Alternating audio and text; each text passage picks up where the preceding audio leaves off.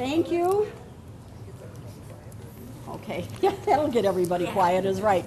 I'm standing in between. I feel really short now.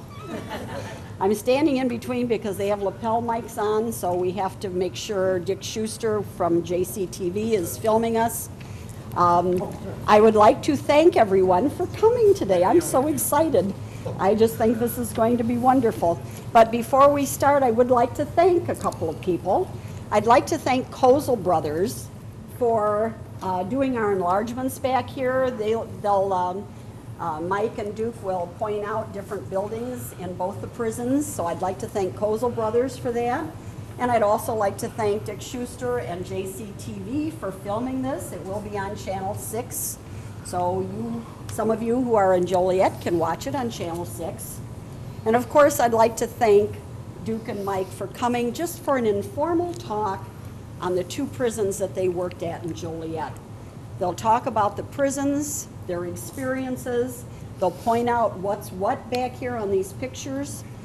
I had asked the gentlemen if they want questions at the end of the talk, but I think maybe as they're talking, if you have a question about what they're talking about, if, like in school, if you want to raise your hand, then we'll have to repeat the question so the camera there catches up. You'll have to repeat it on your mics, but we'll take questions as you talk. How's that?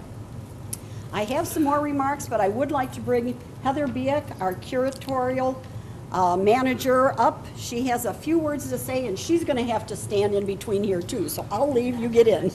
Okay. I got the heels on. So. Yeah. I'm pretty tall. Well, again, thank you guys so much for coming in today. And I'd just like to say a couple quick words. In the next year or two, I'd actually like to put on a temporary exhibit about the prison system. We kind of tentatively are calling it Crime and Punishment, to talk a little bit about both prison systems and, of course, the old courthouse and the new courthouse here as well. And I kind of need your guys' help. With the band exhibit that we have upstairs, I'd say a good 75–80% of those items are actually on loan from the public. We reached out to the community, to the band community, and said, you know, we would love to do this display in honor of the band program's 100th anniversary.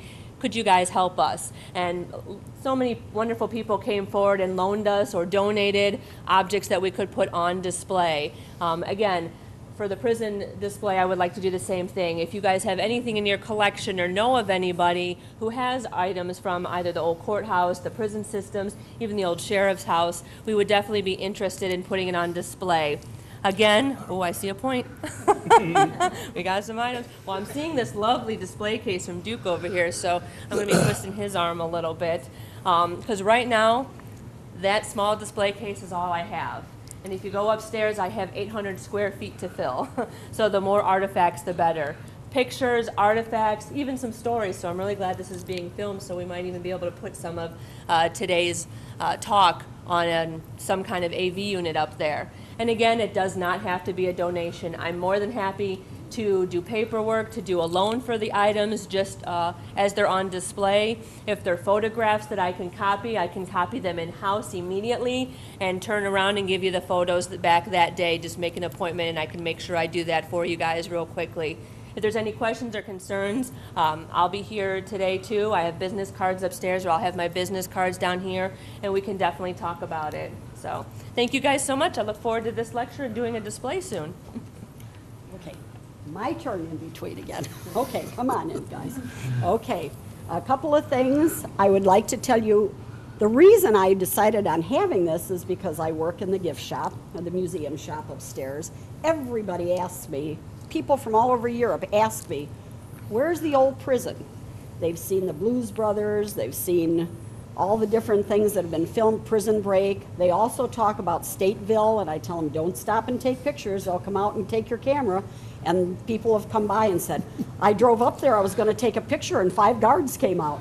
So it's a very interesting thing to visitors from overseas and to this area also. So that's why I thought this talk would be good.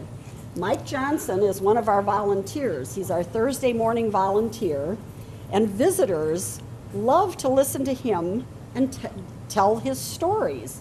I like to listen to him tell his stories. He and I were selling Blues Brothers hats couple of years ago over at the prison, and he was doing an informal tour on the outside as we were there. Now, as far as Mr. Cartwright here, Duke Cartwright, I knew his wife Veda before I even knew him. She worked at Joliet Junior College and retired. And then I've known him through the Illinois, or Route 66 Right. Association. Oh my gosh, that's me, sorry. Okay, I've met him. He's got stories. Matter of fact, he has so many stories, he wrote a book. And that's where we're going to be selling after the talk today. We're going to be selling his book over at the table. He'll be at the other table personalizing it. We also have Dr. Sterling's Joliet prison book, the only other book on both prisons.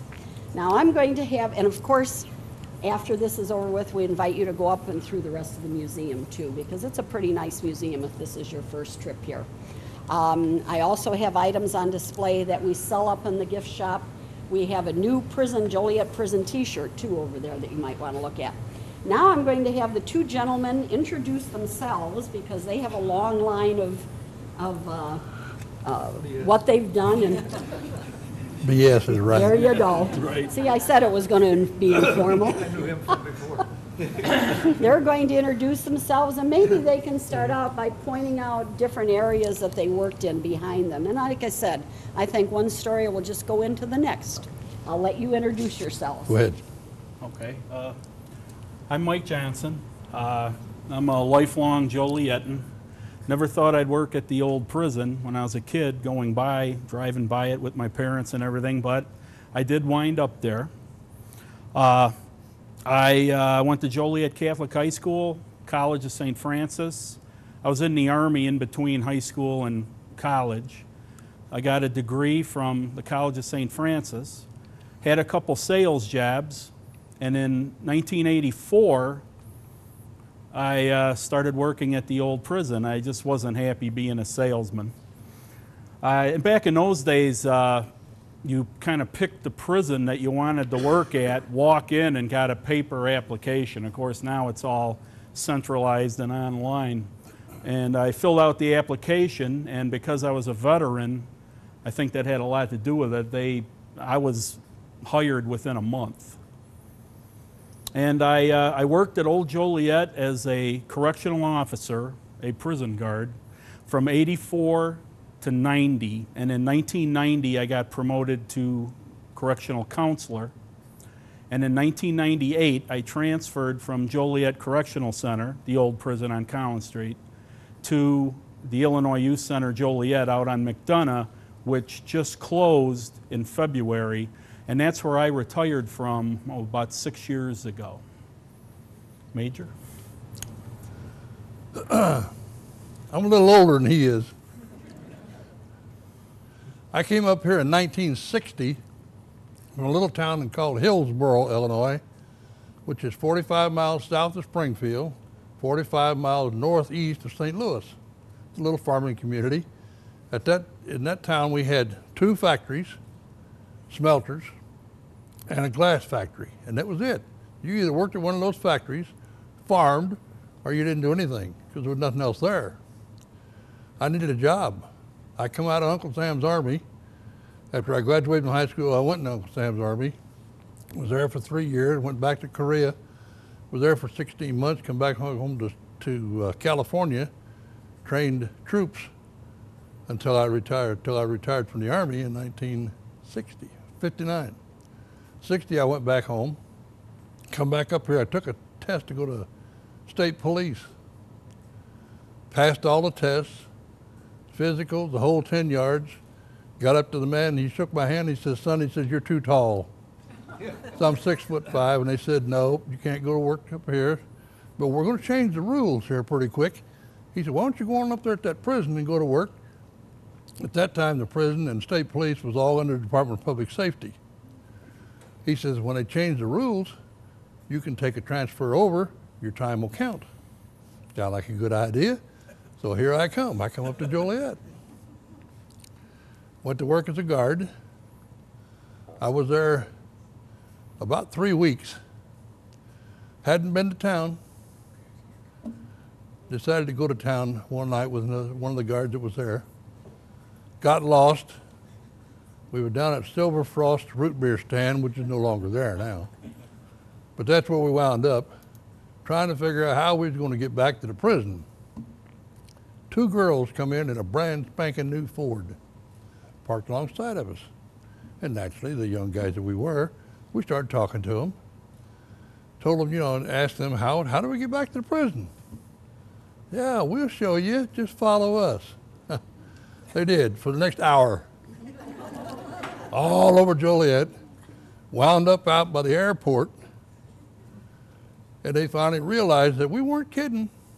We didn't know how to get back. So they told us, and they did tell us the truth because we got back by the directions here, and that's the lady sitting right there, 51 years ago. At any rate, I didn't have a car then. Back in those days, the car I had, it was a 53 Buick, and it kept getting hot when you drive it more than 4 or 5 miles, so I couldn't bring it up here. I left it home.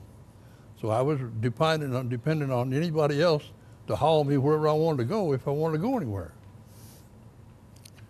Anyway, after I met her, she said, well, the following week, come back out here again and we'll talk.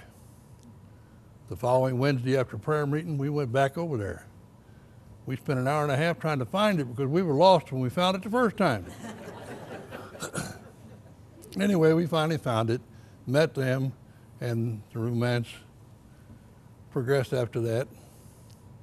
The fact that I gave her a ring February of '61, and we got married in September of '62. I'm sorry.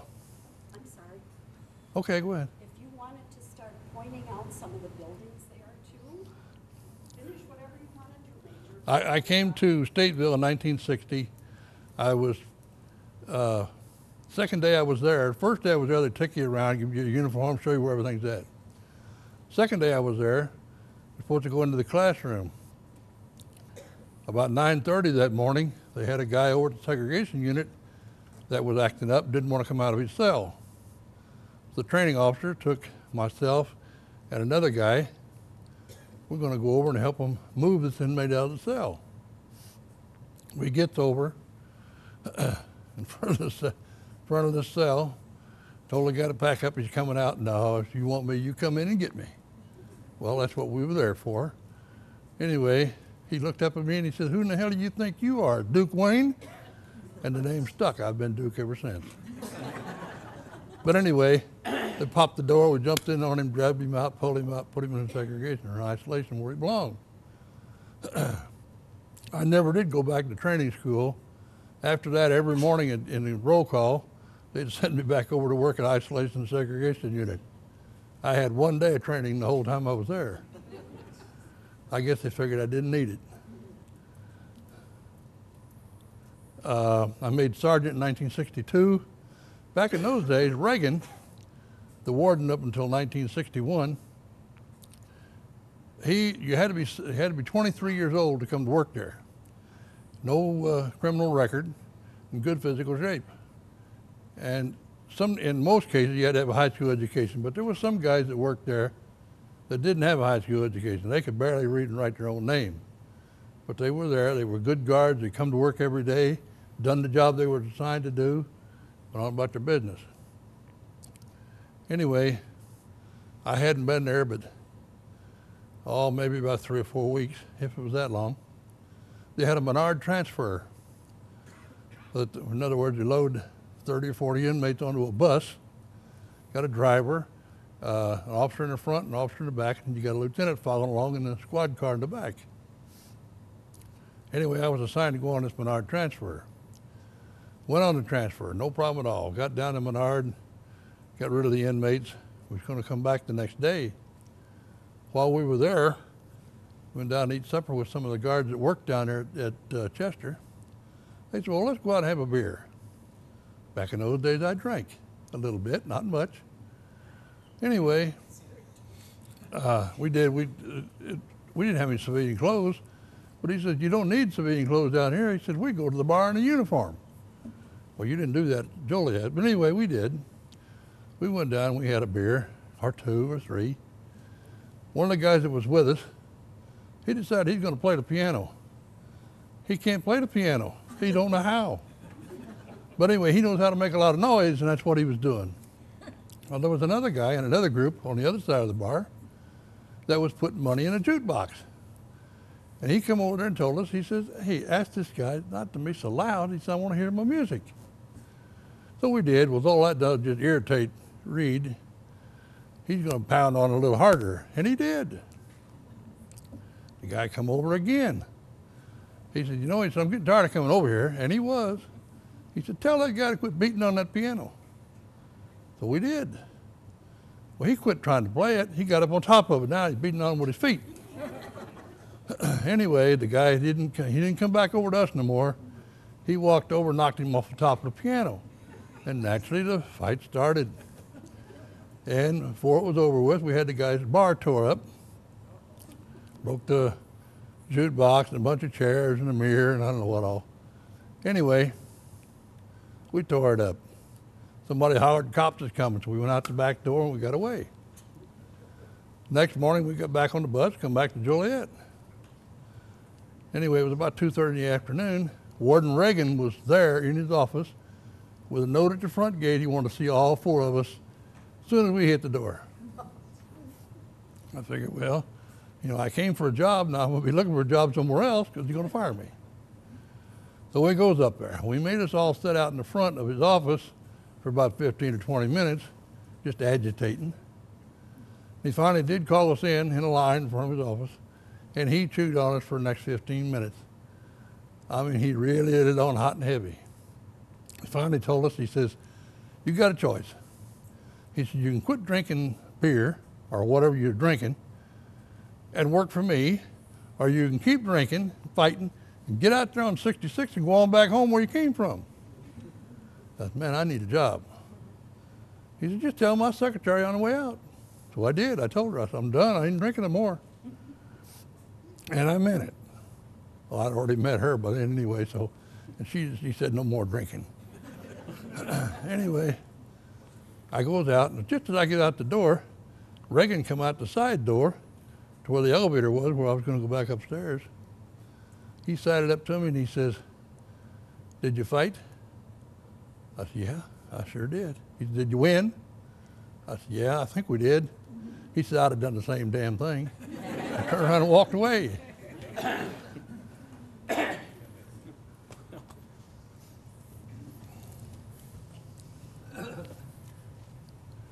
Go ahead. Now, Mike was telling me the other day, that's okay, sit, you can sit. But Mike was telling me the other day what all these different buildings were. Okay. And then Mike was telling me what the towers numbers and stuff were. If you want, you got a pointer Go there ahead. maybe. If you want to sit here, Yeah, I here, can Duke, stand you here. can sit and relax. I will while he's Point out. Yeah, this is Joliet Correctional Center on Collins Street. The towers, Tower 1, 2, 3. There used to be a tower here a long, long time ago, but it's long gone. That was 4, 5, 6, Tower 7. Tower 9 was on top of we called it the front box. Yard tower is this cylinder right in the middle. Now this picture was taken probably after the early 90s because these two buildings were built like in the late 80s, early 90s. This is the gym, and this is the new inmate dining room, and employees ate in there too, actually. Oh, I'm sorry. Okay, go over here. All right. Administration building, the warden's quarters used to be in this building. West cell house, west segregation was also in there. This was the east cell house. All right. Across the street, that was originally the women's prison. After they moved to Dwight, I believe it was called the Diagnostic Depot. And when I worked there, it was called the Annex. We called it the Annex. R&C. R&C, right. Receiving classification is R&C. The mattress shop, I believe, was, mattress shop there. Yeah. And this was where they used to work on the cars. They had a car was donated. They must have took that car apart and put it back together about 1,000 times. And then for a while, somebody got the idea, well, you know what? We could do the employees' cars. We can like do oil changes, stuff like that. So for a short time, you know, they were taking employees' cars in there and like doing light work like that, like oil changes and things like that. And then somebody told me once they got out, after being serviced there by the inmates, they drove the car out, turned the radio on, they couldn't hear anything. They had stolen the speakers out of the car. They also done the state police cars. They would bring the state police cars in to this building for service. Well, that worked real good until somebody left some bullets underneath the seat one time, and that all stopped. We didn't do that no more. All right, and then back here was the honor dorm. And if you saw the Blues Brothers movie, down here, this is where Belushi signed for his clothes in the movie. The first like 10 minutes of the Blues Brothers movie, that's all was filmed here. And until the part where Belushi comes out of this Sally Port, gets in the car with Aykroyd, and if you watch the movie, they drive down this way and they hang a left. And they go down this way, and when their dialogue finishes, they're somewhere else after that point. But all of that, the opening part of the Blues Brothers, was all done here. This Sally Port right here is Sally Port 2. It's on the east side of the institution. That had been closed down for probably 30 years. It never was opened after, you know, when they closed it down. Anyway, when the Blues Brothers come along, they wanted to open that movie up to where it would come out on Collins Street. So they spent something like $60,000 to revamp that or renovate that Sally Port so it would open. They only opened it once to do the film, closed it back up, and that was the end of it. We used it a time or two as an emergency, but it was too ragged and too rickety. It just wasn't worth the effort to do it, so we didn't do it. But there's a story that goes along with that, which I'll tell you later on when he gets done here. Oh, you can go ahead. Go ahead. No, this is a long one. Go ahead. Oh. Well, Tower 1 here, I was just thinking that I have a story about Tower 1 and the majors involved in this story. I was assigned to Tower 1 this particular day. Now, tower duty, you're not supposed to have anything up there with you. Okay, no reading material, no radios, nothing. Okay. You're supposed to be watching what we're doing down on the ground. Exactly. Okay. So I'm at roll call. I was working 3 to 11 shift at that time. Johnson, Tower 1.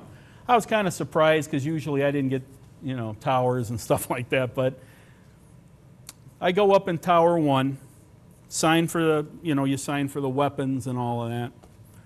And I'm looking around, and this was the fall of '85, and the whole inside of the tower is wallpapered with Chicago Bears pictures. You know, this was the year that they went on to win the Super Bowl.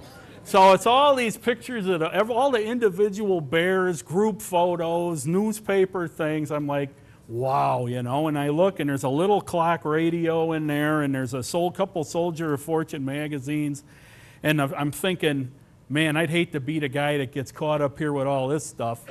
Then all of a sudden on the radio I hear, K6 101, this is 4, he's 4. Lower your key. That means he's coming up. So I'm the guy, I'm like, okay, that's it, I'm done. He's gonna think I did all of this. But I lowered the key, major come up, you probably don't even remember this. The major came up, and there's this big trap door, and I open the trap door, you know, and he comes up, and he's looking at everything. I'm just waiting for it, you know. He looks around, he pulls this drawer open, there's Soldier of Fortune magazines in there. He just closes the drawer. I think you pulled some out, and, you know, you looked out. And about a week before that, I had fired a warning shot out of that tower. And he looks at me and he goes, why'd you shoot that warning shot into the ground? And I said, well, if I fired it into the air, I don't know where it's going to come down. And he says, yeah, but don't you know this place is built on solid rock? And I'm like, well, how am I going to answer this? You know, where am I going to put the thing? You know, I can't shoot into the ground. It's solid rock. I shoot in the air. You don't know where it's going to come down. And then, you know, I said, well, I fired it into the ground, you know. I mean, I just made that call at the time. And the major says, well, okay. And he turns around, he went back downstairs. Didn't say anything about the whole Chicago Bears team, wallpapering the place or anything. But I just thought of that, Major. I'm a Bear fan. Yeah. Well, what else do we have? They had all the nuts and bolts over here in these buildings back here. They had the M&M shop, where like the carpenter and everybody worked out of there, the painters and all of that. This was the Voc school, vocational school. This is where we taught inmates how to weld. And make knives. And make knives. Yeah. And there was one instructor, we used to do something, it'd be a loud bang, and they'd always notify us there's going to be a loud bang in the vocational school. I never knew what they were doing in there. Something with the welder. Okay. Arc welding or something, huh? This building here the top floor was the library and the bottom was the laundry. Okay. This building here was built like in the 60s. I remember it said Otto Kerner was the governor at the time on the cornerstone. This was the school. This part here with the flat roof was the school, and this here on the end with the fancy roof was the chapel. This was the west yard. This was the east yard. Of course, this picture is later. You can't really see, like, you kind of see where the baseball diamond was there. This place had a diamond over here. There was a big fight in the summer of '84 out on this yard, and I think every tower in the place was shooting, even the ones that couldn't see. Right. That was a pretty wild day that day. This is the original building. That's North Segregation, this building here.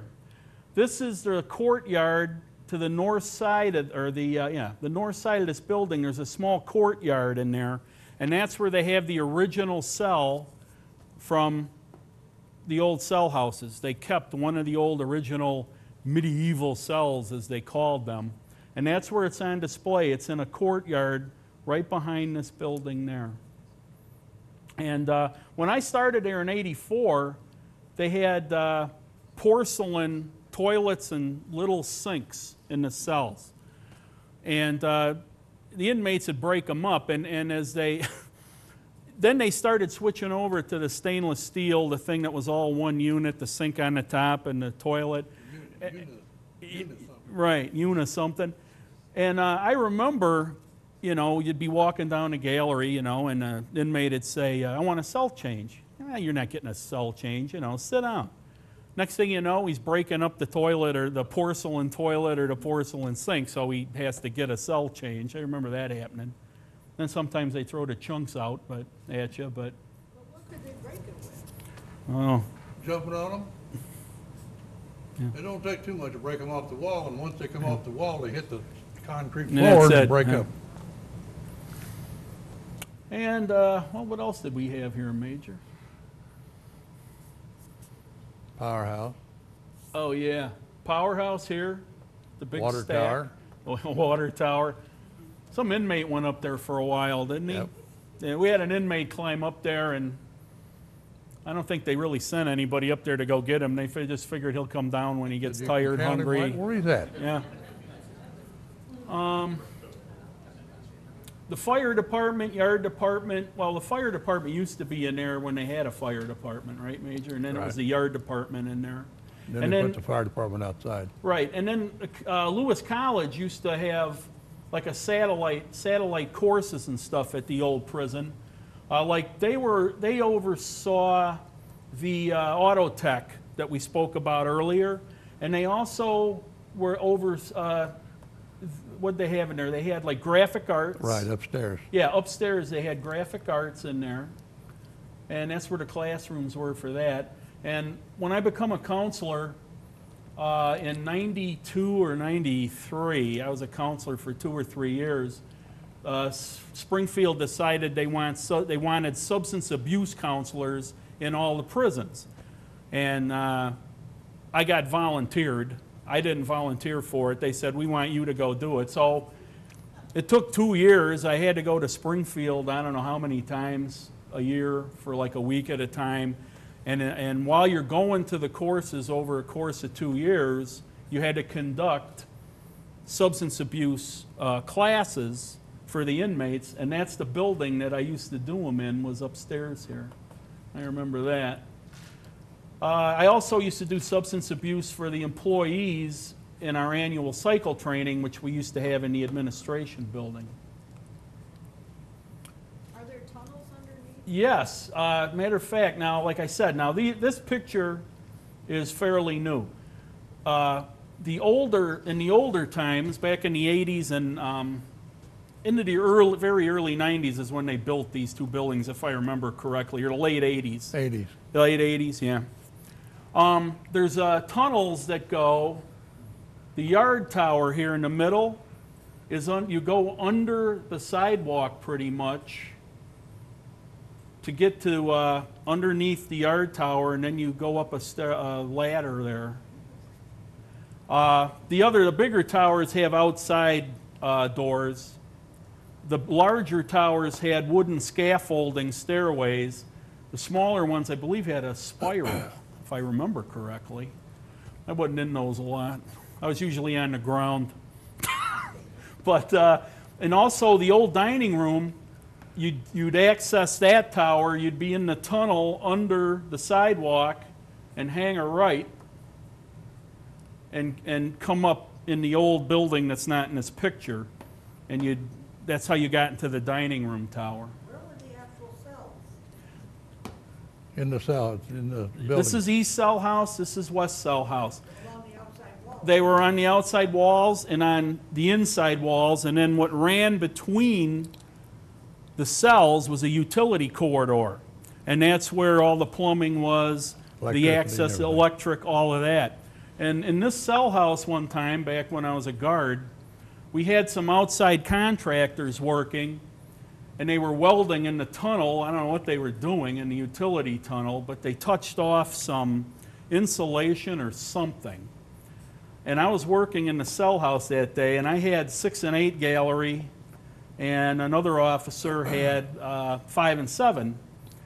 And I don't know if they went to lunch or what they did, but the smoke, it just, you know, the fire spread and the smoke went up through the utility tunnel and started coming out the vents that are in the back of every cell, filling the upper galleries with smoke. So the other officer and myself, right away, we had to get these guys out of there. So we started letting everybody out. And, we went through and made sure they were all out of there. And then the funny thing about the story is we got everybody out. Nobody was hurt. We didn't have any kind of equipment or anything. We just went down, got them out. And after we got everybody out, I remember a captain coming up the stairs with a Scott air pack on, after it was already all done. And we got everybody out of there. And the other officer and myself, we were like, man, that's pretty, we felt pretty good. So the next day at roll call, we're thinking, maybe they'll say something, like good job. It's a very thankless job, by the way. And so at roll call, the captain's up there and he says, we had a fire in the East Cell House yesterday. We got all the inmates, they got out safely, but nobody counted them when they were coming out. And then he just went right into roll call. So yeah, it's a thankless job. What's the capacity of the 2 cell houses? Well, there were 8 galleries, 40 cells per gallery, 2 per cell. You got it right there? Go ahead, Major. That's Stateville. Joliet is what Yeah, you there want. you go. Yeah. So 928 for was that the West Cell House? That's the East House, Okay. each one of them, Yeah. West Cell House together. Right. Both of them were just alike. east Right. cell house and west cell house. 928 in each capacity. That's 2 men to a cell. Was it mostly always full? Sometimes we even had 3, So depending on the season and what's going on outside. You know, if RNC or Cook County sends it down to us, they'll bring down 550 every Friday, and we got to take them. You either put them in a cell or handcuff them to the fence. They don't care because they're going back to Cook County. We got stuck with the inmates no matter what we've done with them. not a lot of vacancy. Yes. Were you ever in the very bottom of the annex? Yes. There's really small little, yeah, there's little small little, the question was I ever in the basement, the bottom of the annex building over here? And down there, yes, I used to have to, when I had field services, when I was a counselor, that's where I stored the master files that were discharged off parole. So yeah, I was down there many times, and it's like almost like a maze of small cells with, they were Right. really short, small, They had dirt floors. It looked like Yeah. something right out of. It was a dungeon. yeah. It was the old dungeon where they hung them on the walls. They had handcuffs up there. But that's where they had women?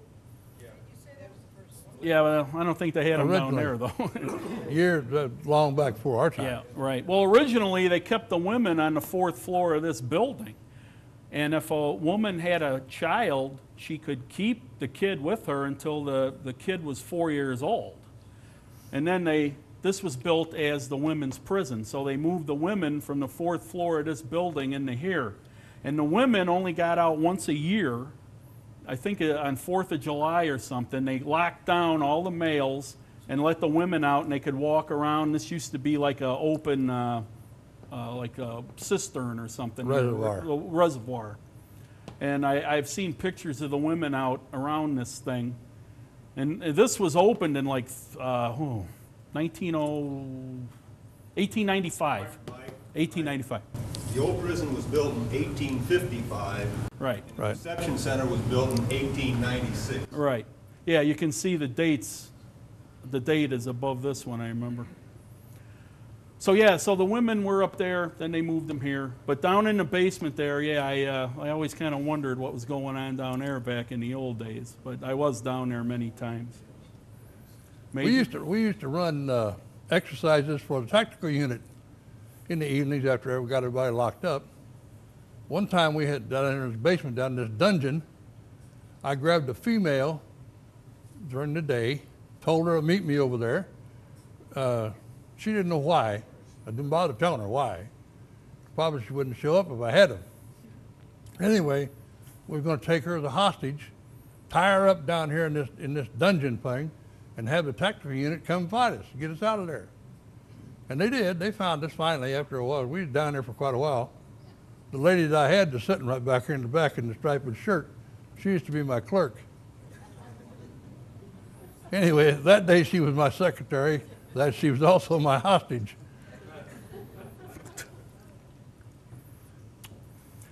And I was on the tactical unit when I was a guard. And you can't see it in this picture, but we had our own shooting range. And so we got to shoot a lot being on the tactical unit, although you're never allowed to bring firearms into the inside of the prison. Okay, the weapons were in the towers, in the armory, and if you took a guy to court or to the hospital, you had a sidearm.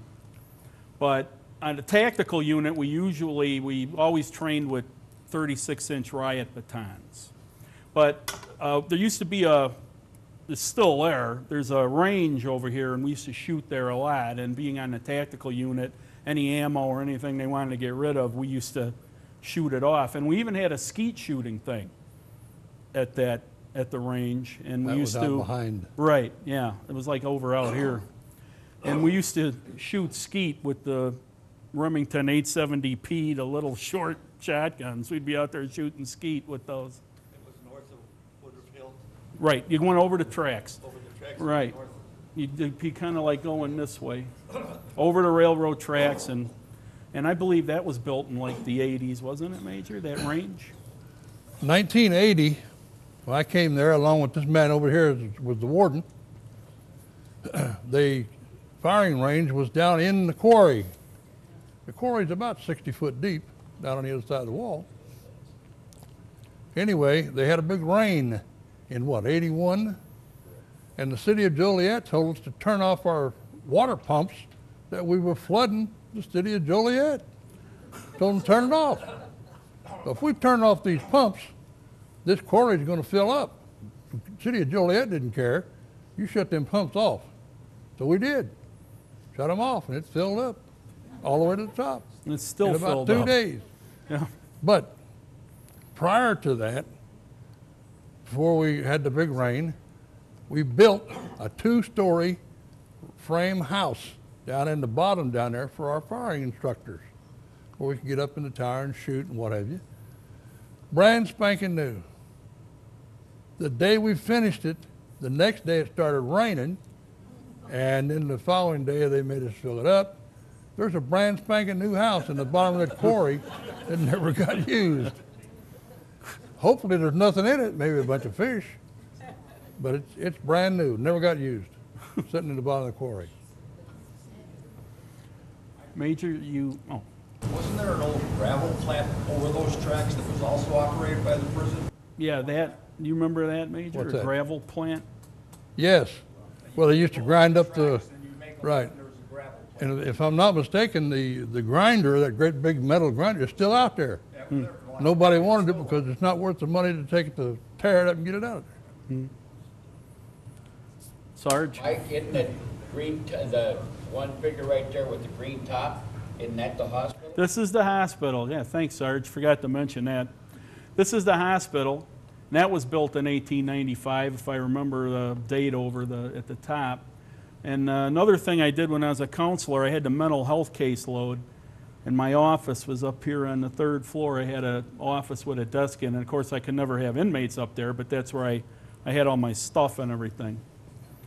And then down below was like the ER and everything, and where they bring the guys in. Usually, anything seriously wrong, an ambulance was called and come and get the guy. That prison break show. They Yes. showed them escaping out the side of the hospital. They sure did. They were going across on a rope or something. I remember that. The question was on the show Prison Break.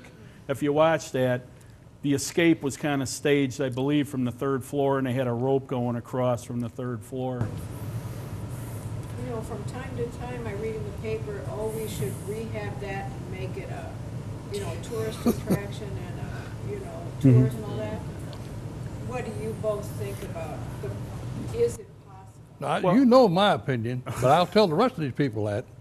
It would cost somebody a young fortune to rehab that place to where they could come in there with a bed and breakfast or whatever they were trying to do.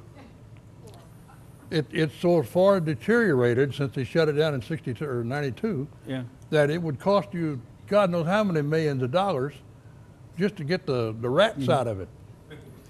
And then you're going to have to replumb it, put new electrics in there and all that good stuff. And who wants to go sleep in the cell with a bunch of rats running around? But if that's what you want to do, be my guest. Yep. What about just for a tour? Well, if you go down there now, there's this here has been turned into like a tourist thing. In a And parking lot. I meet tour buses here through sometimes through the museum and sometimes through Jacob Henry Mansion. I'll meet a tour bus, get on the bus, and I give them like a little history of the prison, some anecdotes, whatever. Depending on the weather and depending on the group on the bus, sometimes they get off the bus and we walk around. And one group, I was telling the major about this, I had a group from an alternative high school. And that was probably one of the best groups I ever had. This was about 2 years ago. They got off the bus and we walked all the way around back to here. You can't get through around here anymore, so we could only get to like here. And then walked all the way back. And they, a lot of questions and everything. And that was a really good group. Usually I have if I have a lot of older people, they don't want to walk around that much or anything. The younger people that are on those bus tours, they always ask about the Blues Brothers. And I tell them where the Sally port was, and they go running down there and take pictures of each other and pick up small pieces of limestone that are still all over along here. Is the diagnostic depot closed as well now? The last thing they had in there, they had the civilly committed sex offenders in there. And there were too many of them. They were kind of, you know, overflowing. And the last thing I heard, they gave them an empty prison, a new empty prison down in southeastern Illinois. And that's where they still are. I forgot the name of it, but it's in... It's in Rushville. Okay, Rushville, okay. So that's And closed? yes, this is, I don't Right. think anything's really going on in here anymore. I haven't heard of anything being filmed in here recently. Just the little outdoor park you can pull into. I don't see there's no fences up. Where did all the fences go? They put a bunch, when I first started there in 81, there was no fences. It looked like that. Right. You can barely see the one, they had this fenced in, the west yard. You can barely see them if you get close. It's kind of fuzzy. They put more fences up back here after I left when they kicked everybody out of the honor dorm, and they turned this into like an R&C center, the old honor dorm, right, Major? I don't know. That You was were after I gone left. too. Yeah, you were gone then. Major, do you remember when Ramrod, Yes. he handcuffed that prisoner to that gate? Had him scuffed him to the gate. Yeah. He wouldn't do what he wanted to do, so he just cuffed him up to the gate, made him stand there. Yeah, just that. Oh. Tell the story, Major.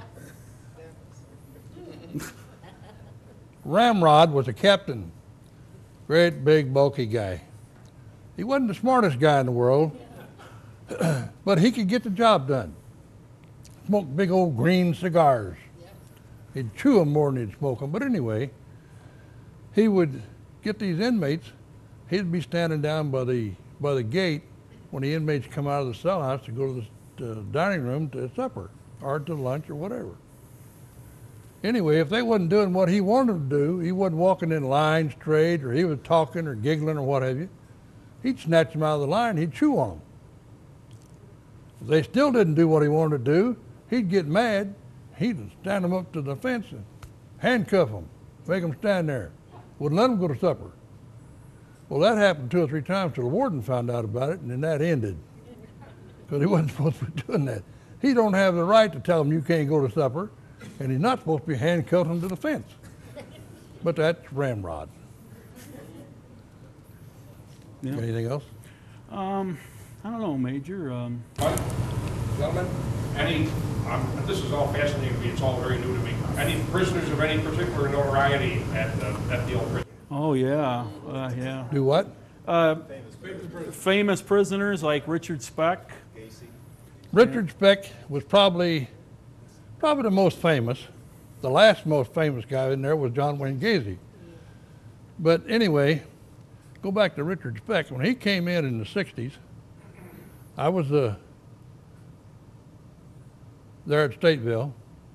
They brought him in 70. Anyway, in the early 70s, he wound up working for me. Richard Speck was a homosexual. You couldn't put him in a cell with somebody else because it just wasn't going to work. And he was also a drunk. Richard Speck would make booze out of anything that there is that's got starch in it. He could make booze. That may not be the strongest stuff in the world, but it worked for him. Richard one time told the warden, he said, I got 1,200 years to do, and he said, I can't do it sober. And he was drunk every day you'd see him. Well, anyway, my office when I was a major was upstairs up over the top of the library. Richard was my porter. He'd do the mopping, clean the floor, and run errands for me, what have you. Anyway, Richard, there's a little closet there behind my desk. Richard got him a 5-gallon bucket, and he made him some booze. Anyway, he'd cover it with a burlap sack. As long as you kept that sack wet, you couldn't smell it. But if it dried out, you could smell it all over the place.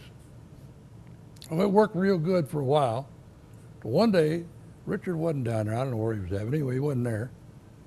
And I got to smelling what's going on here. I goes in there and I pulled that rag off, and there's just 5 gallons of booze. So I took it downstairs and dumped it down the drain. Took it back upstairs, the empty bucket, put the rag back over the top of it, and just left it.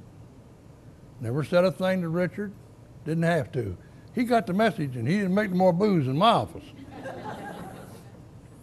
But Richard, like I said, was in a cell alone over in the cell house, an F house, which is the only round cell house left right there. Anyway, Richard, he celled on the lower galleries by himself. Richard had some sparrows that he'd trained to sit on his finger, and they'd sit on his shoulder and what have you. He had probably half a dozen of them. Well, anyway, Captain Shiflett come through the cell house one day, told Richard, he said, you know, he said, these birds cause lice, get them out of here. So Richard asked him, he said, well, just what do you propose I do to get him out of here? He said, I don't care what you do. You can step on their head, you can put them out the window, but he says, get them the hell out of here. Well, anyway, a little while later, Richard come into the office and he just grinning from ear to ear. I said, what's wrong with you, Richard? He said, I got rid of the birds. Yeah, I said, where are they at? He said, running through the fan. About 3 or 4 months prior to that, I gave Richard an old fan about that big around that didn't have a guard on it. It was just a blade. Anyway, he had it in his cell. I told him, I said, you be careful with that because it'll cut you. And I'd forgot about it. Completely forgot all about that damn fan.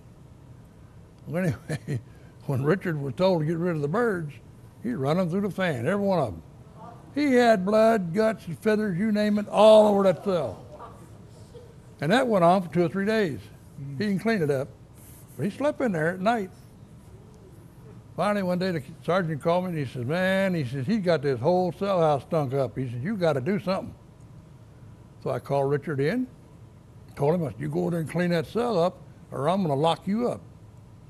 So he did. He went over to the cell house. He got a 2-inch fire hose, hooked it on the fire plug, opened his cell door, and he washed her down. I mean, he soaked everything in that cell. Of course, it's all his. So if he tears it up, so what? He did. I mean, he ruined everything in the cell, mattress, everything. There was nothing left in there that was not a mess when he got done. But he got rid of the birds. That was Richard Speck. Anyway, in 1991, John Whiteside come over to Joliet, and he wanted to have an interview with different people that knew Richard Speck. So anyway, I went down and talked to him and told him, I said, you know, in my opinion, he'll never get out. And nobody has got any smarts on that parole board is going to let him out of the institution. He's got 1,200 years to do, and he's going to do them. Anyway, it wasn't but just 2 or 3 months later, Richard had a heart attack and died. I told the warden, I said, you know what we ought to do is take his ashes, because they had to cremate him. He's too famous to bury. Put him in a can of paint and paint him up on the wall. Let him do that other 1,175 years. So the warden told me, he said, if you repeat that, he said, I'm going to fire you. I didn't repeat it to him, but I repeated it several times since. And it wasn't this warden, it was a different one. Anyway, Stateville is where I started. I ended up in Joliet, but I started in Stateville. Made sergeant, lieutenant, captain. Probably the most scared I ever was in the 34 years that I worked there is one day in 1981. The warden called me one morning real early, before 7 o'clock. He said, I got a rumor that one of our midnight captain has got a gun in his car. He said, go out there and get it. Okay. So I goes out there, and I got a captain to go with me. At 7 o'clock, when the night shift captain come out, we met him at the gate, told him, I'm going to shake your car down. Well, he didn't like that, but there wasn't nothing he could do about it because the car was on state property. He didn't have a right to say no. So anyway, we goes out to the car. He opens up the driver's door, I'm standing there in the middle of it, and I'm feeling down underneath the seat and all that. We went around, he opened up the trunk. The captain was back there, looking around to see what's back there. He come around to the passenger door, opened it up. He bent down, stuck his hand in the glove compartment, and come out with a .38 and pointed it at my nose. I'm down in this car, and I'm looking up, and he's got this nose. That gun, it's not 12 inches from my head. I could count the bullets in the cylinders, figuring that he's going to kill me. I knew in my own mind he's going to shoot me. But he didn't. All of a sudden, why I don't know, but I did, went through that car after him. And instead of him shooting me, he broke and run down the street, down towards Collins Street. The captain and myself, after I got untangled from the car, we went tearing out after him. He ran across the street, down behind the gas station. There's a pond back there, a lot of trees and bushes and stuff around it. Anyway, we walked all the way around that pond looking for him and the gun and anything else we could find. Never did find him. We spent a lot of time out there. When we come back into the warden's office, a little while later, he come walking up. Of course, he had to come back and get his car. They called the state police, come and got him, hauled him off. He went to jail. He didn't stay in jail for very long, but he went down there, got rid of him, and they finally dumped him. They went out and shook his house down, and he had a rifle and a shotgun out there. But that was probably, I've been in a lot of scrapes. In the 34 years I was there, I've been entangled up in a whole lot of different things. A lot more than most people. And that was the most afraid or scared or fear or whatever you want to call it I ever was. I knew in my own mind he was going to shoot me, but he didn't. Somebody else had an eye, my job wasn't done there. So I... Hey, Duke, I got a question. Sure. I'm just curious, why did you leave Stateville and end up at Joliet? And he would ask a question like that. 1977 or 1976, it all started. We elected a brand new governor by the name of Jim Thompson. Big Jim Thompson. Everybody in the prison business thought, man, this is the best thing since Granny Short Drawers, right? We got this guy coming in. He cleaned up the city of Chicago. You know he can clean up this prison business, right? We had a lot of gang problems back then. Well, anyway, he got elected. 77, he was to take over for being inaugurated. A week or two before he was to be inaugurated, we kept getting these rumors that the convicts, the inmates, was going to put on a little demonstration to let him know that they were still there. Every governor coming in since back in the 60s, every time we get a new governor, we always had trouble in the prison. May not be too much, but it was always something. Anyway, we got this rumor going around that they were going to welcome him, Big Jim, let him know he was there. So the week that he was to be inaugurated, we had an incident over in the cell house where one of the gang leaders by the name of Jackson, General Moose Jackson, little short black guy, he wouldn't weigh 150 pounds soaking wet. Anyway, he come waltzing through the supper line in the cell house, got his hat on backwards. The lieutenant that was feeding the supper meal told him, take the hat off. And he wouldn't do it. So he reached up and snatched it off his head, put it in his pocket. The guy turned around like he was going to fight, snatched him up and going to take him over and lock him up, which they did. On the way over there, he hollered at some of the other inmates, put a hit on this lieutenant, wanted him killed. Anyway, they locked this guy up. The next morning, when the inmates come out to go to breakfast in that cell house, or an F house, there was a different lieutenant down there because that lieutenant that was there the day before was his day off. There's a different guy there. But he was about the same size, and from the back, they looked a lot alike. There was 5 guys that decided they was going to honor that hit that was on this lieutenant. So they came after him with knives, and they stabbed him in the back and in the neck and what have you. They didn't kill him. He didn't die. But anyway, they did stab him. That was the beginning of it. On during the week, we had several other incidents where one of the captains got his hand broke, where an inmate wouldn't go, and he got his hand broke fighting him. Another guy was up lifting weights one evening and broke his foot. Another captain out of the business. So I got 2 captains down and only got 9 to start with to run the whole place. So I had to bring the guy in from the farm, the captain to run the shift. Well, anyway, one of the lieutenants that I brought in from the farm, he had been on vacation. He worked on the farm for 10 years. He'd been on vacation for 2 months, for 2 weeks before this. He didn't know a thing about what was going on inside that wall. But that particular night, I needed another lieutenant in there because I wanted these guys doubled up. All the lieutenants was going double. I didn't want no lieutenant by himself. So I brought the lieutenant in from the farm to work as a double. He came in and was assigned to D house with another officer or the lieutenant that was in there. The other officer, the lieutenant, was a big, tall guy. He was a short, stocky guy. But anyway, they were to be together constantly. I don't care if you just got to go pee, take him with you. Nobody goes by himself. And I emphasized that very strongly. Don't go by yourself. Don't leave your partner. Anyway, about 5 o'clock, while right in the middle of the feed,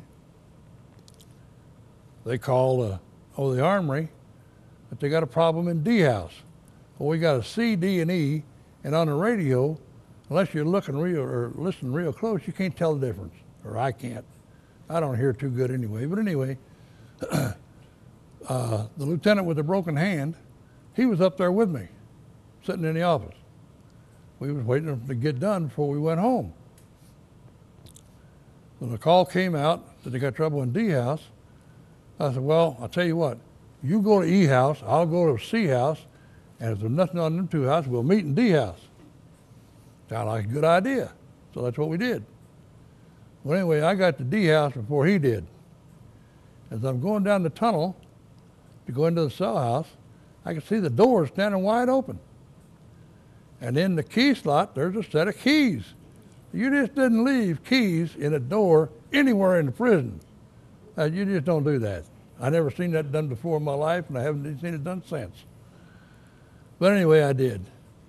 And like a fool, goes and takes the key out, goes in the cell house, and locks the door behind me, puts the key in my pocket, right?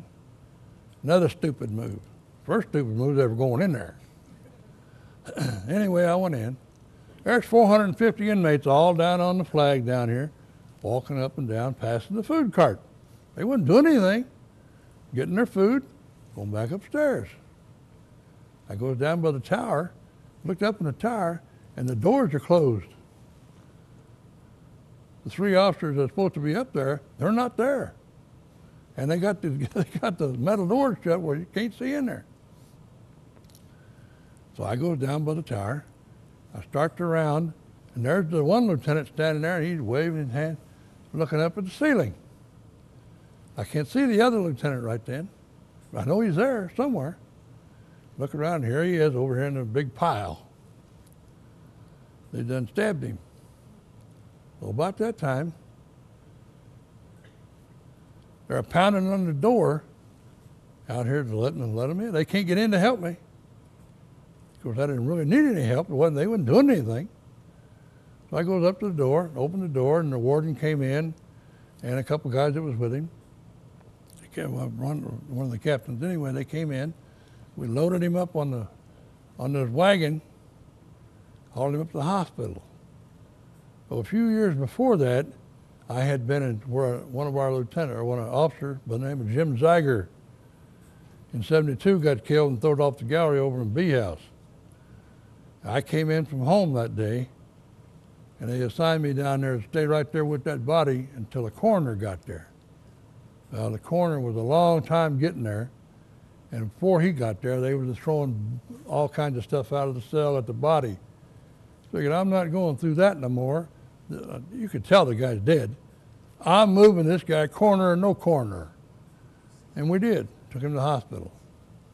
And they pronounced him dead up there. And we went on lockup for probably 3 months. Yeah, it was a good 3 months. Anyway, in the meantime, the assistant director come down, who used to be the security chief up at Cook County. He come down and he's testing to see whether or not he can do this, different things. So we're going to listen to him. He's a young guy. Anyway, the warden told me before he left on Friday, he says, somebody will call you on Sunday when he gets there. They'll probably want you to come in. But he said, you don't know where I'm at. I said, I'm not going to take no radio with me. He said, you don't know where I'm at. He said, you can't find me. And he's right, he couldn't. Anyway, the director came in, or the assistant director came in. That Sunday, they called me I was out to her dad's eating dinner. They called me and said, he's here at the front gate and wants in. That's fine, let him in. But he's got a little red wagon with him, a little kid's wagon, and it's loaded up with a record player and a bunch of records. He wants to bring them in. Yeah, okay, let him go ahead. So they did, they brought him in. He was going down to D house where this lieutenant had got killed. He was going to play the records and let the inmates get out and dance. I know you're not. Director or no director, you're not going to do no such as that. In the meantime, he's telling me, well, you do this, and he's ordered me to do that. All kinds of orders. I said, no, I'm not going to do that. So I called the union steward and had him come in. He told him the same thing. No, the officers are not going to open the door and let those convicts out, period. After about an hour, I mean, this guy is furious because he's the assistant director. You're going to do what I tell you to do. Well, I'm not. So anyway, he took his little red wagon and his junk and back up to the warden's office. He went. I went with him like I was supposed to. He told me, he said, you don't have a job. He said, I'm firing you. Well, that's fine. Go ahead. The warden came in. He'd been at the movie. He came in about 5, something like that. He and the assistant director had a little talk. They called Springfield and had a little talk. He left. And the warden told me to go on home. He said, come on back in the morning. He said, I'll hire you back. And I did, and he hired me. But anyway, 1975, that was in 73. 1975, we had an incident over in West Cell House there in Joliet.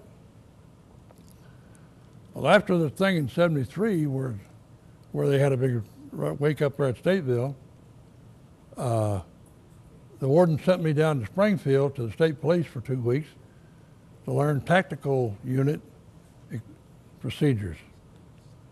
And I done that. I come back and started training the employees there at Stateville. We never had an organized tactical unit before. If we had trouble, just 2 or 3 of us would get together and go in and get it stopped. Well, anyway, they decided they liked the way the state police had theirs, so they sent me down there to learn that.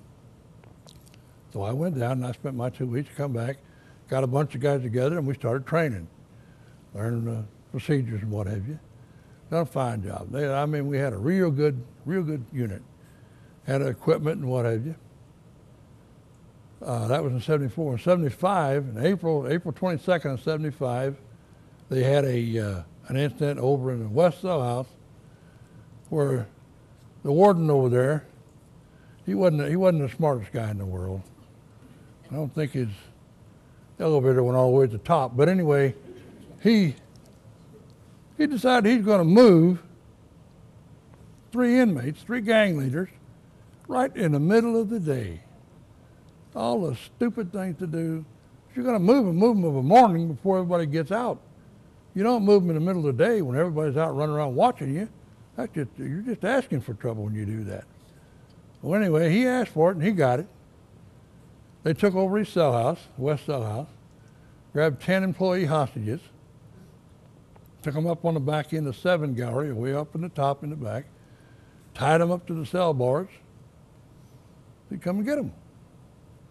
Well, anyway, the warden, and he called Springfield. Springfield called down to Stateville. My warden called me up there and he said, go down there and take one guy with you, use their tactical unit, and go there and get that place straightened up. So I did. I went over there. The warden met me in the guard hall. He says, they got my cell house. He got a bunch of hostages. He said, the institution is yours. Go take it back. I'm just a captain, right? He gave me his institution, and which later cost him his job, but neither here nor there. I went in and talked to their tactical unit people, which their equipment wasn't much because all they got the hand-downs, what we used at Stateville. Joliet branch got them. The bad part about that is a few years later, I wound up at Joliet. At any rate, we went and got a bunch of tear gas, shot it into the cell house, cleared out the cells, got them all back in except back up in the corner where these guys are to get them out. In the meantime, a guy by the name of Bobby Rush out of Chicago, big-time congressman now. Anyway, somebody got news to him that we had this hostage situation and he was going to come down and negotiate. And we done all the work. Bobby Rush can stay in Chicago or wherever he wants, I don't care. But he ain't taking my job. I got my guys together. We opened the door and went in. Got it situated out, got it all squared away, took them out the back door. We had it done before Bobby Rush got down there. But when he got there, woo, he could bite nails in half. I mean, this guy was furious. He wanted everybody's job. Well, he didn't get them. After he raised all that hell, he went on back to Chicago where he belonged to start with. We got him moved out, went on back our business. About a month, 2 months later, I got promoted to major. Warden called me in one day, or one night. I was going to college at that time. 75. Anyway, he says, we'll make you the major. Fine, I'll go along with that. Had a real good assistant warden at that time. I'll do that. A month or two later, that assistant warden left. And I wound up with another guy that I didn't want no part of. And for the next 2 years, him and I, we never did get along. You know, he'd tell me one thing and I'd go do something altogether different. Because I just didn't like him, and we just didn't get along. You were involved in an incident out of the minimum security unit one time, as I recall, with a guy that put some stuff on his hands there.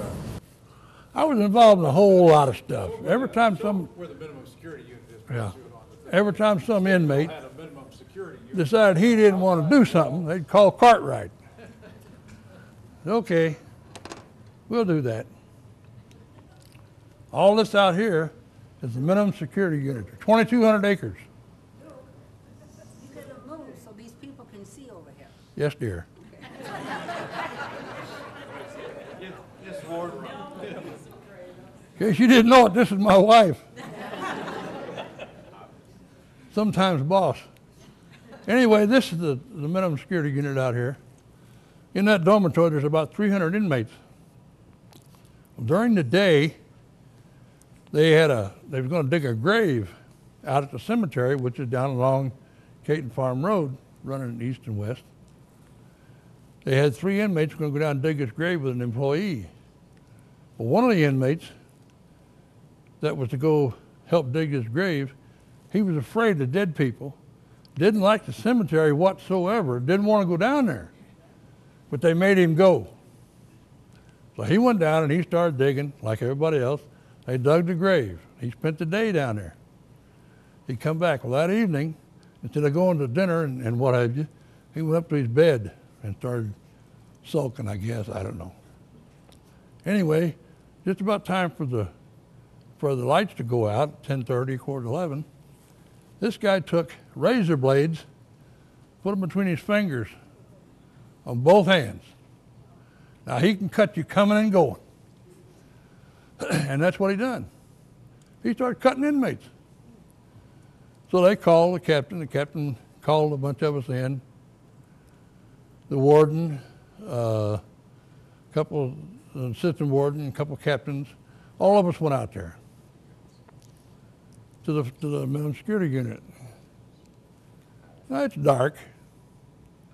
We goes up to the second floor where this dormitory is at, where he's at. We goes in to get him.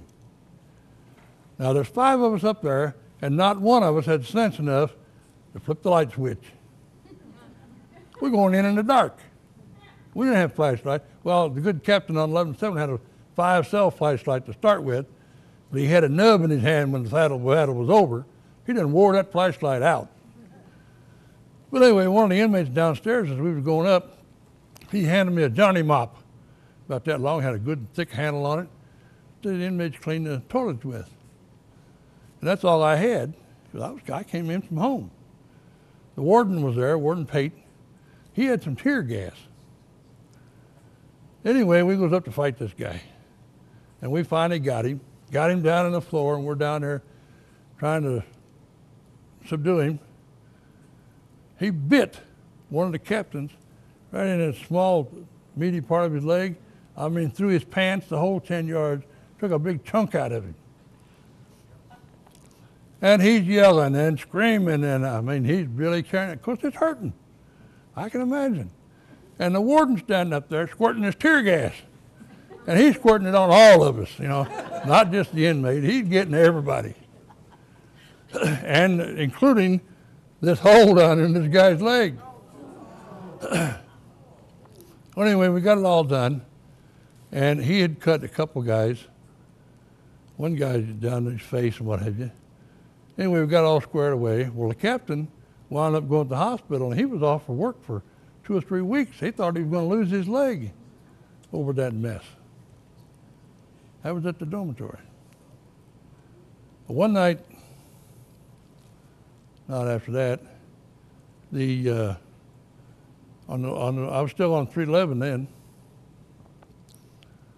They had a trouble up it was in 19, let's see, we had, I don't know, so it was in 1971. We had a big ruckus out on the ball diamond where we had played Romeoville baseball. We had been a maximum security unit. We couldn't take our team outside to play, but we could bring the outside inside. And that's what we done. All the little intramural teams around would come in and play our baseball team. Well, most of the games we played on Saturday, it was good and hot. And we liked it. The hotter the better. We bring them in just for lunch, take them on a tour for about a mile, warm them up, take them down to the officer's kitchen and feed them up with good hot food, real heavy stuff, a lot of mashed potatoes and gravy. A lot of bread, take them out of the ball diamond and beat them up. And we had our umpires back then too, so we didn't lose too many games. Very few. But anyway, 1971, I was a brand spanking new captain. I hadn't been a captain maybe a month or two, if it's been that long. And back in those days, you just didn't put your hands on employees, and you sure didn't hit a captain. Yeah, that's what I thought. Anyway, we played ball. We had B house out there. There was about 300 of them or so. Started back into the cell house from the ball diamond. Somebody up in the front hollered, turned around and hollered, "Get them." And all the inmates turned around, they come after us. There was 9 employees out there. And they began to thump on us, including me. I got hit up the side of the head. I hadn't been hit in years. And no, you can't do that. So anyway, one of my lieutenants, his name was Jimmy Kincaid, he was an older fella. He had a lot of heart, but he wasn't a fighter. He couldn't fight. But anyway, he would try. He would stand up there and somebody would knock him down onto the grass. We'd pick him up, stand him up, and somebody would come along and knock him down again. Finally, after 4 or 5 times, I said, Jim, just stay down there. They won't bother you if you're on drink. Stay down there. They're going to kill you if you get up. No, he kept getting up. Well, anyway, I'm standing up on this little knoll there by the cell house. There were 3 handheld radios in the whole institution. I had one, the day shift captain had one, and the 11 to 7 shift captain had one. And they were all hooked up to the armory.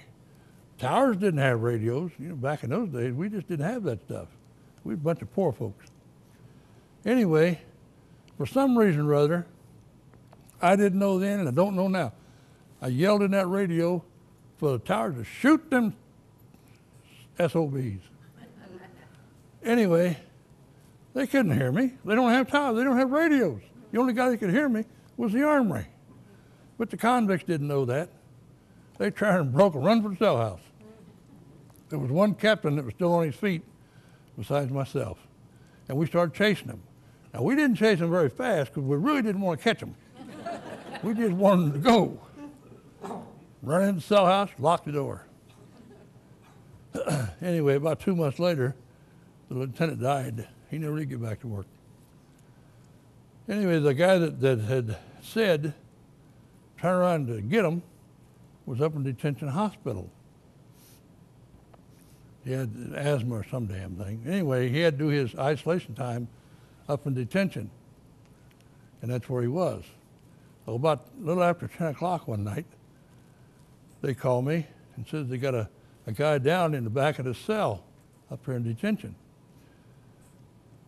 They can't get him to stand up. They don't know what's wrong with him. So I goes up there.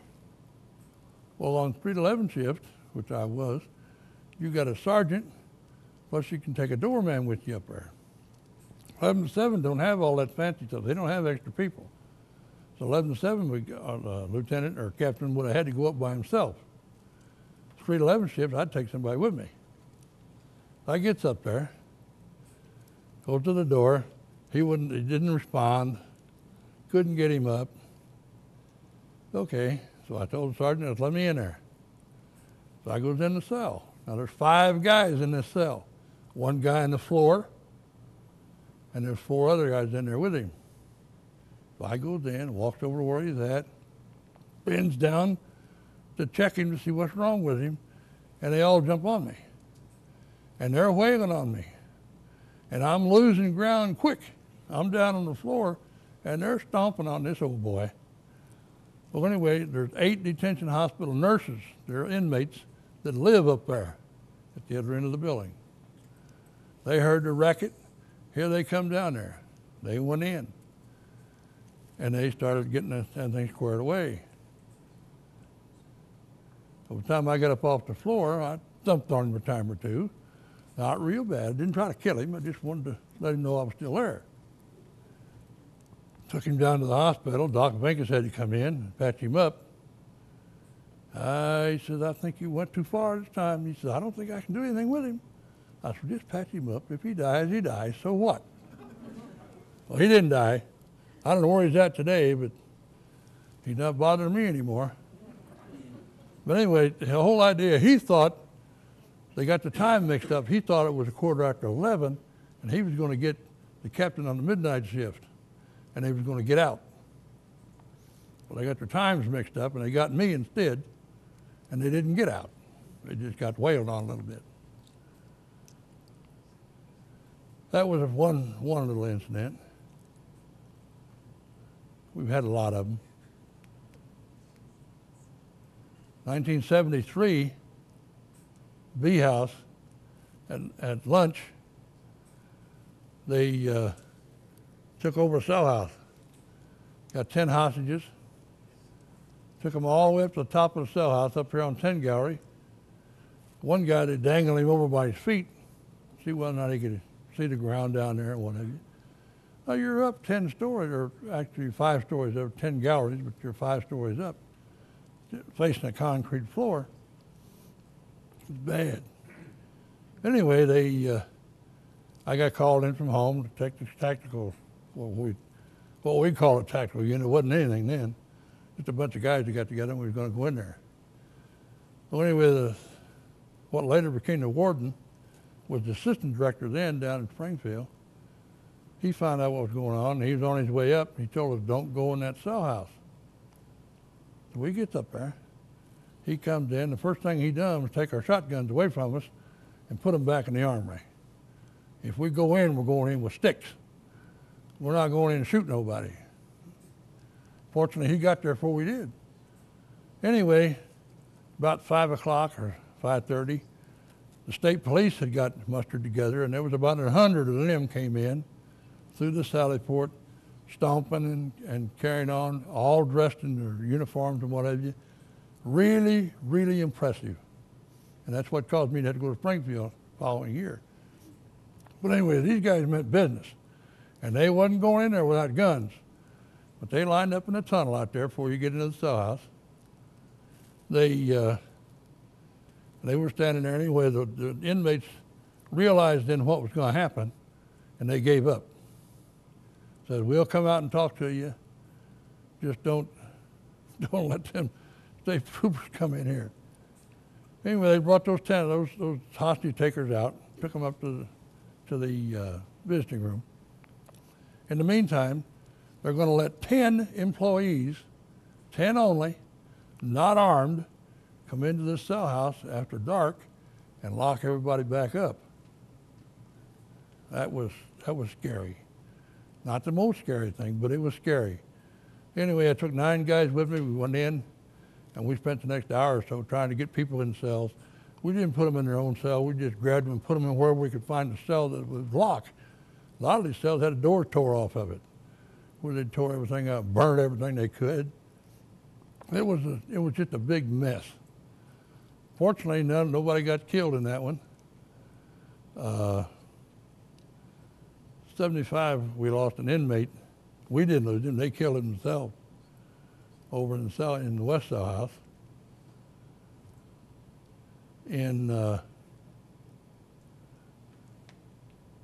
I was working over in Iowa during the time that I was gone, which he mentioned there a while ago. 1977, I got fired over the Jim Thompson deal. They said that I condoned people getting beat up, and I was beating on inmates. So they fired us. They didn't really want us. They wanted the warden, because the director didn't like the warden, so he had to fire all of us down here to get him out of there. Well, it worked. They fired us, and he got transferred. In fact, he went down to Florida and became assistant director. The warden that I didn't like, that took his place, he went to Michigan, and another one went to Bucks County, Pennsylvania. Well, anyway, we was out of a job. I was out of a job for 2 years and 9 months. During that period of time, I worked the first year out of old Chicago at the amusement park out there. But I was spending all my time, off-duty time, going to court for these guys that was breaking the law. I'd have to go to court and testify against them. Warden Revis said they needed some help over in Fort Madison, Iowa. They're looking for a captain over there. I said, man, you're talking to the right guy. So off I went. I went over on Thursday, and I went to work for them people on Monday as a captain. I worked over there for a year and a half. I lived there in the farm, in one of the rooms. My wife and family stayed here. Commute back and forth every week or every other week. Done that for a year and a half. Finally, in March of 1980, they overturned that Civil Service Board, overturned all that mess, put me back to work with full status, and I came back to work for the new warden, who was just taken over to Joliet prison at that time, who back in 1967 was a school teacher. He left the door open one night on my shift on Street 11. I found it, locked it up, wrote him up. He got suspended. That guy sitting right over there. He later became the warden. He was my boss. But he don't hold a grudge. And it's probably a good thing. I don't know. Major? Yes. When did, was it Ziegler, the officer that was thrown over the railing in B House? Zager. Zager? Zager. 1962. It was when they killed Tiger? Yeah. 1972. 72? 72. February, There was something in the paper. January. that- January the 11th, 72. They was up on the 6th gallery. And the inmate didn't want to go in his cell. So Jim told him to go in the cell, or I'm just going to go on by and leave you out, and you're going to get walked over to isolation. So he took a shiv, a knife, stabbed him in the belly a couple times, threw him off the gallery, six stories down. I remember his wife used to work at Yeah. Joliet. She was the at that time, the day he got killed, she was in the visiting room upstairs in the administration building. They brought Warden over from Joliet, Warden Morris, because him and Jim used to go fishing around together all the time. They brought him over to go up and tell her that her husband wasn't going to come home. How did the inmates get these weapons? They made them. Like he told you down here at the shop, in the Voc school, they had welding machines, and they taught them how to use welders and punch presses and all kinds of stuff. Anyway, they'd make knives. They can make knives out of anything. Over here,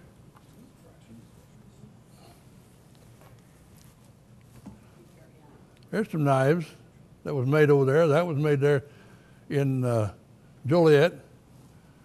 That was made at Joliet. That one I got stabbed with in the shoulder. That's made out of a nail. That's a fingernail clipper. This was brought in from outside. It's one of the flip knives.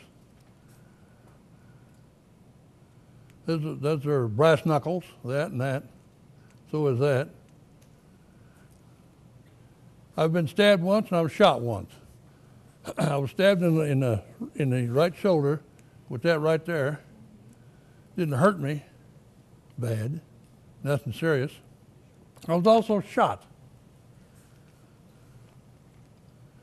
And I got the bullet to prove it. Right there, 45. You say, well, how did I get shot and didn't know it? And I didn't. I'm standing over here in the cell house, or outside the cell house in Joliet.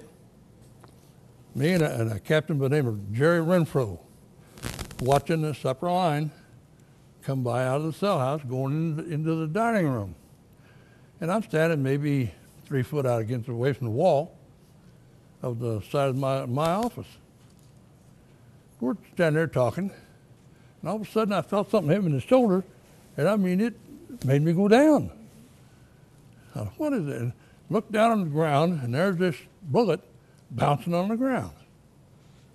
Somebody on the outside of that wall, probably out there playing, shot a gun. It come over the wall, and where the projectile come down, it bounced on that wall and hit me in the shoulder. Fortunately, it didn't hurt me, but I got a story to tell about it. Can you talk, earlier today you were telling me about the round buildings, how many there were and stuff? In 1917, when Stateville was first conceived, it wasn't finished until 1926. The original round cell houses, they had 8 of them around that dining room. They're expensive to build. It's the only ones in the United States that are round. Now there's only one of them left. But anyway, they built 4. They built F house, E house, D house, and C house. Well, by the time they got the 4 houses done, they ran out of money. So they quit building round cell houses. But in 1936, they built the long house, the biggest cell house in the United States. is B house. 10 galleries high, 2 men to a cell. The beds in there are not conventional type beds, they're hammock. They got a hammock, it's a metal bed that with chains is fastened to the cell wall. And during the day, they just lift them up, fasten them up, you have plenty of cell room in the cell. At night, they let them down. You had to make sure that the change was all there, though, or they didn't want you beating on them. That wall right there is 33 feet high. It's 2 foot thick at the top. It's 7 foot thick at the bottom. There is 13 towers around the top of it. But anyway, when they were building it, it is a poured concrete. They didn't bring it in a prefab like you do now when they go to build a house or something. They bring them in on a truck. That was poured. Inside that wall, you've got all kinds of reinforcements, metal. You might even have an iron railing or two, who knows. But in the early 60s, 61 or 2, must have been 62, they needed a hole down here to come out in front of the chapel. They were going to drill a hole about 2 foot off the ground through that wall. They went down and they got the biggest air hammer they could find in Joliet. They come back there and they started beating on that wall. 3 days later, they hadn't got a hole in there, so they finally quit. So they didn't need that hole in there that bad.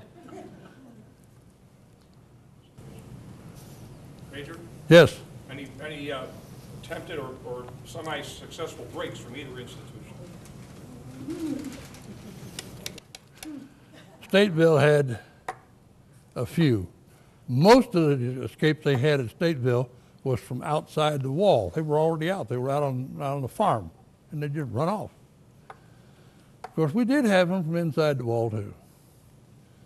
Jesse Jackson, same as Jesse Jackson from Chicago, come down one Sunday afternoon on a tour. And when he left, he took 3 guys back with him that wasn't supposed to go. And it was almost a month before we finally got the last one back. And anyway, we've had them go from inside the wall. We've had 2 guys, a guy by the name of Count and a guy named Schwark.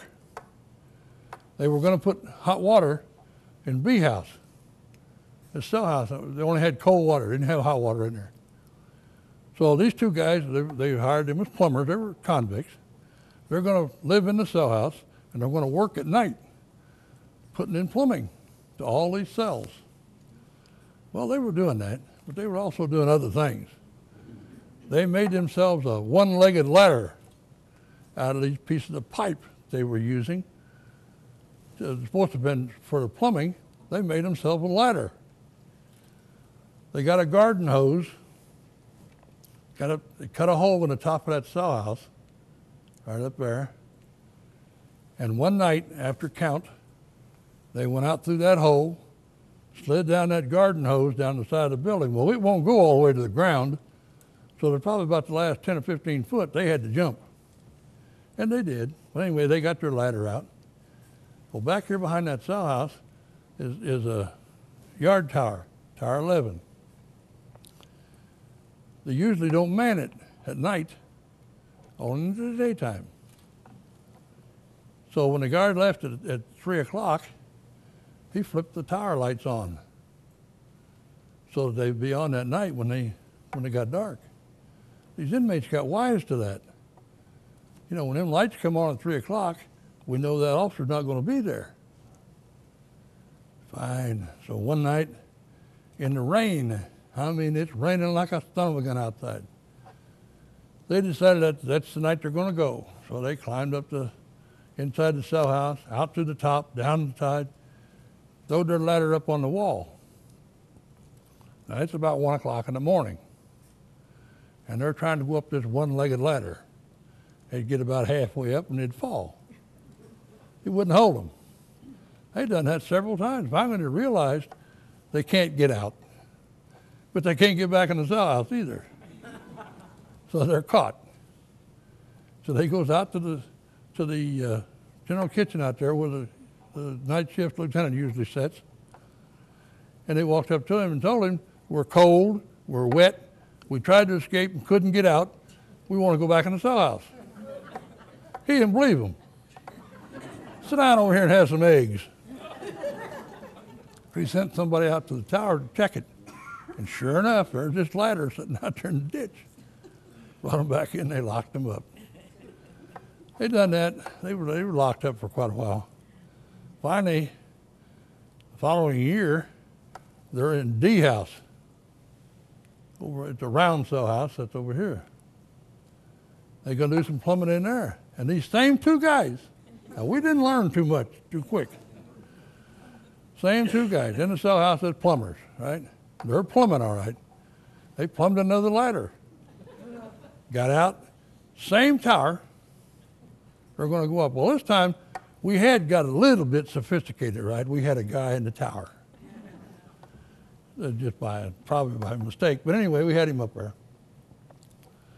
They gets up on the wall and they're trying to climb. Well, they got a two-legged ladder this time, but they still couldn't get out. It just wouldn't hold them. Wasn't strong enough. So finally, the guy's up in the tower. He cranked around into that 30-30 rifle, and they asked him, he said, you want it in the belly or the head? They jumped down off the ladder and laid down on the ground until they got the people out there to get them. He didn't have to shoot them. They'd already had enough. The guy's name was James. From then on, they called him Jesse James. Tell them about when that officer refused to shoot. About what? When the officer in the tower refused to shoot the inmate. Oh, about the escape? We had a guy that tried 3 different times to get out. He wasn't very smart. But anyway, he's up in detention in right here, North Seg. He's up on the 2nd floor. This guy, he came down, he was only doing 6 years to start with, which means you only had to do 3 years and he'd go home. He's 6'1". He probably weighed about 150, 160 pounds. Tall, thin, black kid. Had a whole lot of hair. And always kept it in pigtails. Well, anyway, he decided he wanted to go home. So he got a nurse to give him some Band-Aids on his fingers. He got a hold of a hacksaw blade, broke it in 3 pieces. Took that hacksaw blade, held it between his fingers, and sawed one of the bars in the food chart, in the food tray. Every one of our cells has a food tray opening. It's about 14 by 6. No, 7. Anyway, he cut one of the bars out. So this night that he was going to go, he waited till a regular officer went to supper and a relief officer downstairs. He took all of his clothes off, soaped himself down real good, and slithered out through that chuck hole like a snake. He gets out, he goes downstairs, grabs the officer, ties him up, takes his clothes, and when the other officer come in, back from supper, he didn't pay totally, he wasn't paying a whole lot of attention. The guy's dressed in a prison uniform, or an officer's uniform. They exchange keys and he goes on out. He made a mistake. When he was putting the other guy's clothes on, he had on a white sock. Inmates or employees don't wear white socks. We have to wear colored socks because convicts wear white socks. Anyway, he's seen that white sock, but you know, it really didn't pay a lot of attention to it, other than the fact that later he said, yeah, I seen him, and wondered why he had that sock on. But anyway, he comes in, the other guy leaves, locks the gate, and goes on by his business. He goes down by the Tower 4. There's a fence runs around E-House Yard right there. It's about 12 foot high. Anyway, he walks down there. He gets up on that fence, and he's jumping, trying to grab the top of the wall. Couldn't make it. But the inmates had seen him, the guys that worked the yard, They seen him out there. They didn't want to lose their night detail, so they snatched him off that fence and held him till the employees got down there. Took him over and locked him up. The following week, the same guy out of the same building, fortunately not the same cell, because he had to cut another bar. He done the same thing again. Slithered out through there like a snake. He goes downstairs. Anyway, puts the officer's uniform on, ties the guy up. Only this time he didn't wait for the guy to come back from supper. He just went over the top of the fence. He got out, walked down to the end of the building, and walked down to Sally Port 2. Well, at the Sally Port 2, there is a wire enclosure, and it's wire on the top so that nobody can get in there. Anyway, he gets up on top of there, and he's bouncing, trying to grab the top of that wall, just barely missing it. Anyway, they called me from home. I live in Crest Hill. I goes flying over there. It took me probably 8, 10 minutes. I gets over there, and he's still jumping, trying to get out. So I told him, I said, Tower 1, down here in this corner, Tower 3 in that corner, and the yard tower. I told him, let's shoot him. You know, he's trying to get out, shoot him. They wouldn't do it. Said no. So I walked down to the yard tower and told that guy down there, I said, give me the gun, I'll shoot him. Nope, you ain't shooting my brother. Okay, so I goes back up to the Sally Port. We were just constructing the new dining room in the hospital. And out there by the Sally Port, there's a big pile of rubble, bricks and rocks and what have you. We started throwing rocks at this guy. Nobody to shoot him, so we were throwing rocks at him. Finally, one of us, I don't know if it was me or who, one of us hit him in the head, knocked him off of there. Took him back in, patched him up. The warden was in by that time. He said, you put him in a car and you take him to Menard and lock him up. They'll be waiting on you. Anyway, I gets down to Menard about 11:30. Gets down there, they wheel me right in. Took me over to the cell, took him out, skinned him down to nothing, put him in the cell and welded the door shut. The warden said, now let's see you get out of there. Well, he did. But he didn't do it then. A month or two later, they had to bring him up from Menard to Will County. They were going to try him if the judge wanted to see him for these other 2 escapes. So they left down there about 3 o'clock in the morning, had him all handcuffed with his hands behind him. Leg irons, the whole 10 yards. 2 guys with a .38 pistol. Anyway, they brought him up. They got him in underneath the jail down at Will County. And one of the guards was up to the door. The guy that was sitting with him brought him around. He didn't have a gun with him. The other guy had the gun. He come around, and the inmate told him, Scott, he said, take these leg irons loose and let me walk in there and get some feeling back in my feet. Well, the dummy said, yeah, okay. He did.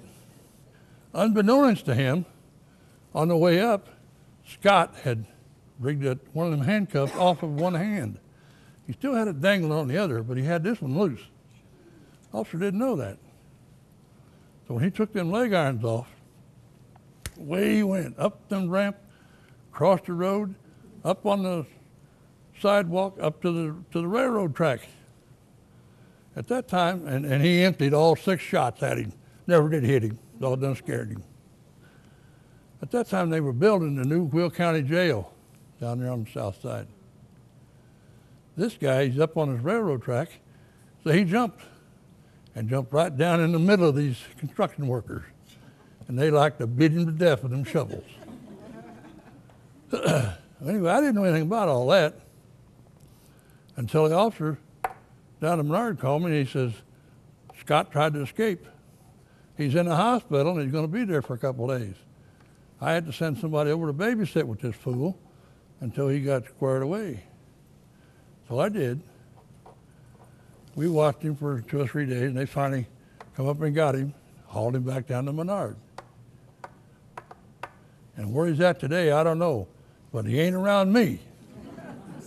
I'd had all the Scott I wanted.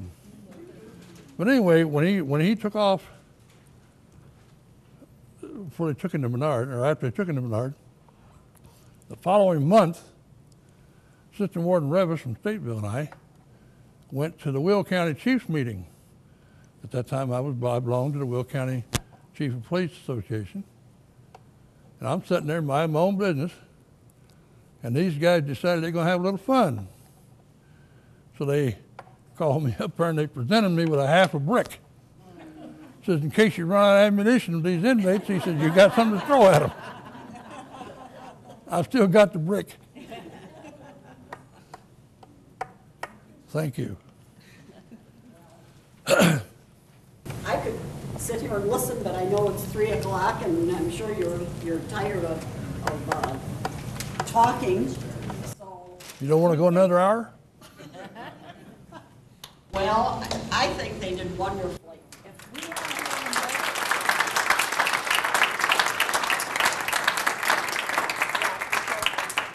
I want to thank you so much. You're welcome. Like I said, I could sit and listen, but I know it's a nice day out, and we want to present you with a couple of things. This is a membership. I know you're already a member, but we dated that until next year. And here is a membership for you and Thank your you very wife much. to the museum, because we would like you to come back. And we have some little gifts here for you. We have a brand new Joliet Prison Historic shirt and a couple of little goodies in there for you. So that's Thank a you. thank you from us. And again, I'd like to invite you to come up, go through the museum. We're going to have Duke over there personalizing his books. We are going to be selling the 2 prison books. If you want other memorabilia, it's up in the museum shop, and we'd love for you to stop up there. And I think we should do this again.